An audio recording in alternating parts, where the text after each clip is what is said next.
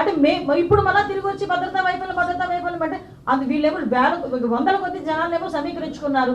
అది డబ్బులు చూపించుకున్నారో, ఒరిజినల్గా వచ్చారో, బయట నుంచి వచ్చారో, ఏ నియోజకవర్గాల నుంచి వచ్చారో నెక్స్ట్ ఇష్యూ. కానీ జనాలు అయితే కొంతమంది వచ్చి లిటరల్లీ తోసుకుంటూ ముందుకు వచ్చారు. అసలు నాకు ఇప్పటికీ అర్థం కాదండి. అంటే ఒక హెలీప్యాడ్ దగ్గరికి మనం ఎంతమంది, ఈ ఫోటో ఒకసారి చూస్తే కనబట్టలేదా? నేను మీకు పంపిస్తాను. నేను ఈ ఫోటో, ఇది హెలీప్యాడ్ దగ్గర మనుషులు ఉండే పరిస్థితి, చాపర్ దగ్గర. ఒకసారి ఆలోచన చేసుకోవాలి. ఇవన్నీ డాట్స్ అన్ని కనెక్ట్ చేస్తే కంపల్సరీ చాపర్లో వన్ సైడ్ రావడానికి సిద్ధపడే వచ్చాడు ఆయన. మేము అందుకేనండి 1100 మందిని పెట్టాము. 1100 మందిని పెట్టడం జరిగింది. వాళ్ళు వాట్సాప్స్లో మెసేజ్లు పెట్టుకుంటుంటే ముందు రోజు ఎస్పీ అప్పీల్ చేయడం జరిగింది. అప్పీల్ చేసాం.